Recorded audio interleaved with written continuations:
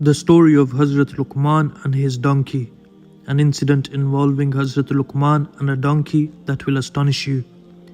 Can a donkey also teach wisdom? This story is not only interesting, but it also provides important lessons of life. Hazrat Luqman and the donkey. Bismillahir Rahmanir Rahim. Assalamu alaikum. Viewers, the personality of Hazrat Luqman, may Allah have mercy on him, is such an example from which humanity always receives guidance. He was a great sage, wise and a reformer. It is a source of pride for us to still listen to his wisdom and advice today. The mention of Hazrat Luqman rahimahullah is also found in the Holy Quran, where Allah Almighty granted him wisdom and knowledge, and narrated some events of his life as a model. Hazrat Luqman is counted among those who at a very young age who reached the highest level of wisdom. It was a secret of his knowledge that he always kept Allah's pleasure in mind, and in every matter of life he adopted justice, patience and wisdom. A famous incident of his life is that the advice he gave to his son, which is still a valuable treasure for us today. Hazrat Luqman advised his son not to associate anything with Allah, emphasizing the importance of honoring one's parents, establishing prayer and walking in the path of Allah. In addition, Hazrat Luqman always strived to adopt those things that were beneficial for a person in this world and that paved the way for success in the hereafter. His wisdom makes it clear that wisdom is found not only in knowledge but also in action. And by benefiting from the teachings of Hazrat Luqman rahimahullah, we can find solutions to the most difficult problems of our lives. So in this video, we will share some incidents of Hazrat Luqman rahimahullah so that we can all practically adopt his teachings in our lives. Dear viewers, there is a hadith of the Prophet Muhammad, peace be upon him, regarding Hazrat Luqman rahimahullah, in which he said, "I tell the truth that Luqman was not a prophet, but he was a person who was very thoughtful and contemplative. He was at the highest level of excellence. He was a friend of Allah, and Allah also counted him among his friends. Allah had blessed him with the great gift of wisdom. Hazrat Luqman is a great personality who lived a long life. There are various narrations about his age, mentioning it differently, ranging from 200 to 560 years old and from 1000 to 3500 years old in different estimations. Hazrat Luqman was a native of the Nubian region of Africa, which is why his complexion was dark, his lips were thick, and his feet were broad. For a period of time he was a slave to a wealthy man of Bani Israel named Cain bin Hasr, but he was freed because of his wisdom. Hazrat Luqman, may Allah have mercy on him, arrived in the world during the 10th year of the reign of Hazrat Dawood, peace be upon him. And he was a pious servant. Allah had blessed him with the gift of wisdom, and he was among those who lived a long life. Because of Hazrat Luqman's wisdom, his mention spread across various parts of the world, and he lived until the time of Hazrat Yunus, peace be upon him. The wise sayings of Hazrat Luqman, may Allah have mercy on him, are recorded in the Holy Quran so that people coming until the Day of Judgment can benefit from them and improve their lives. We have been hearing about Hazrat Luqman since childhood because Allah revealed a surah named after him, whose recitation will continue until the Day of Judgment. However, very few people are aware of who Hakim Luqman actually was. Allah did not mention his lineage or family in his book, but he certainly mentioned his words of wisdom. According to ancient history, Hazrat Luqman belonged to an African lineage, and he came to Arabia in the status of a slave. There are differences in various narrations regarding his lineage. According to one narration, he was either the nephew of Hazrat Ayyub alayhi salam or his stepbrother, while another narration states that he was a contemporary of Hazrat Dawood alayhi salam.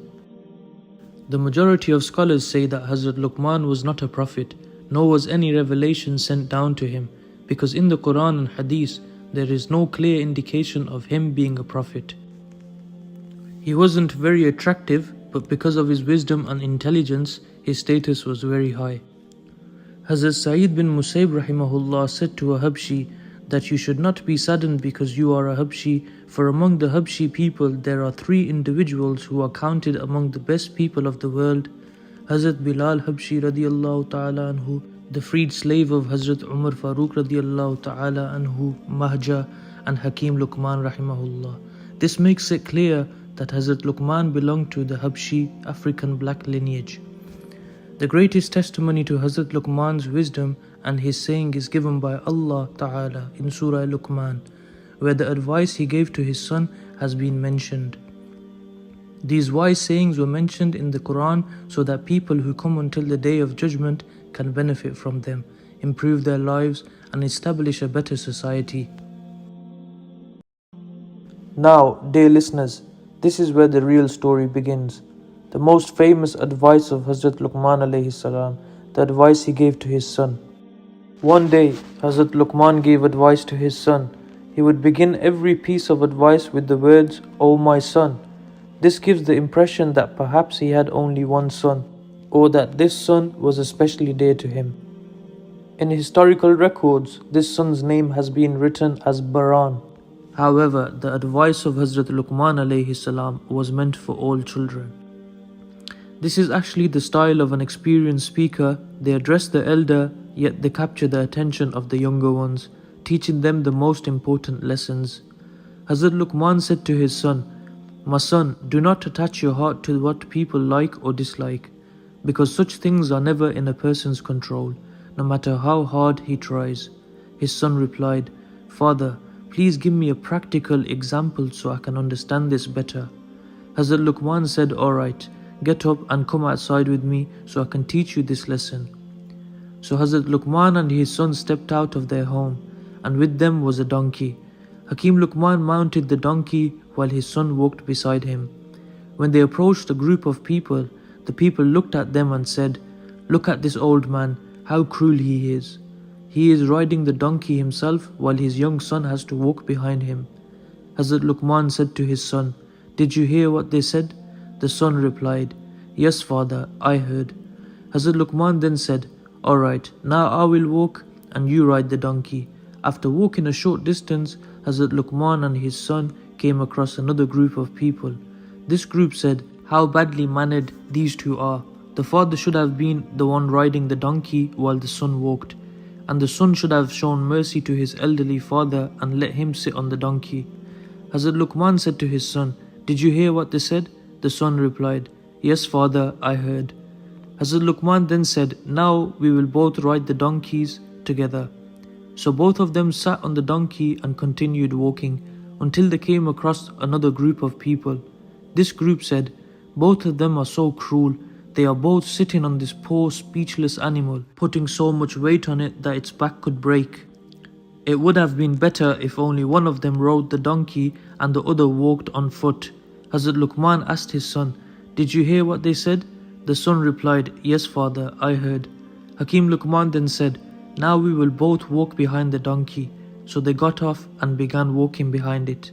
Soon they came across another group of people who said, "These two are foolish. They have a donkey with them, yet they are walking on foot and have left the animal unused." Hazrat Luqman alayhi salam said to his son, "Did you hear what they said?" The son replied, "Yes, father, I heard." Hazrat Luqman then said, "Now tell me, is there anything else we can do to please people?" Finally, Hazrat Luqman explained this lesson to his son. As long as you keep trying to please people, you will never succeed.